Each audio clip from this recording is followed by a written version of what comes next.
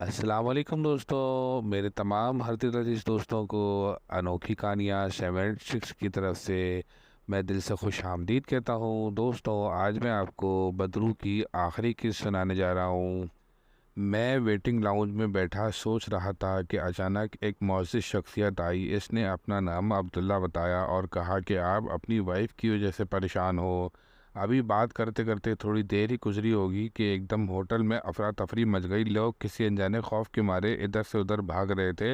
اتنے میں کچھ سمجھتا کہ سامنے سے میں نے کیا دیکھا کہ میری وائف مریم ہوا میں فلوٹ کرتے ہوئے ادھر آ رہی تھی۔ اچانک اس معزز شخص میں بجلی کی کوند آ گئی کہ اس نے اپنی جیب سے ایک مخصوص پاؤڈر نکالا اور مریم پر مار دیا۔ پاؤڈر پڑتے ہی مریم بے ہوش ہو گئی۔ لوگوں کی مدد سے مریم کو اٹھایا اور روم کی طرف لے گئے۔ اس کا وزن بہت زیادہ بھاری تھا۔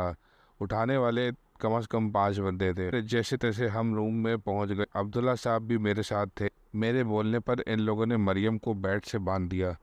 2 گھنٹے تک کوئی رسپانس نہیں رہا۔ پھر ظہر کا وقت ہوا۔ عبداللہ صاحب نے باہر جا کر ظہر کی نماز ادا کی اور واپس آ گئے۔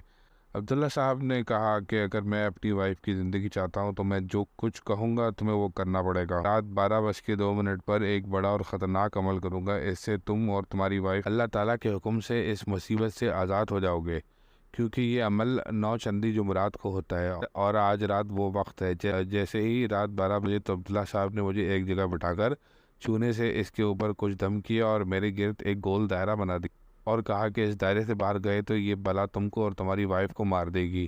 ایک بڑا گول دائرہ مریم کے بیڈ کے گرد بھی لگا دیا۔ اپنا عمل شروع کیا۔ عمل میں عبداللہ صاحب قرآن پاک کی مخصوص آیت مبارکہ پڑھ رہے تھے۔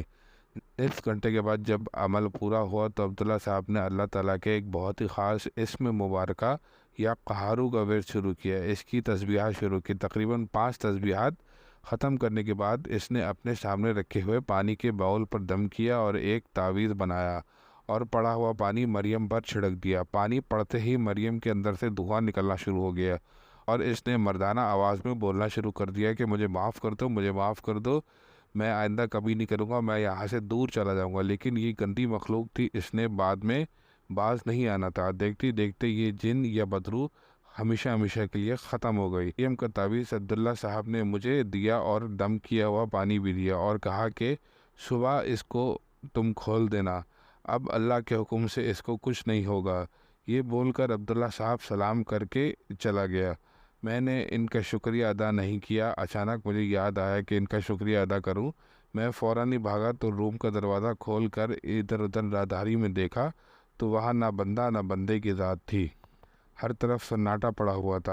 لازمی ہو یا نہ ہو، مجھ جیسے ناستک کی اللہ تعالیٰ کی طرف سے یہ ایک بہت بڑی مدد تھی، کیونکہ اللہ پاک ہمیشہ اپنے بندوں کا ساتھ دیتا ہے۔ یہ تو ہم خود ہیں جو اللہ پاک کو بھول جاتے ہیں۔ دوستوں، یہ تھی بدرو کی آخری قسط۔ اگر آپ کو یہ قسط اچھی لگے تو اس کو لائک کیجیے، شیئر کیجیے اور میرے چینل انوکھی کہانیاں 7 اور 6 کو سبسکرائب کیجیے۔ السلام علیکم دوستوں۔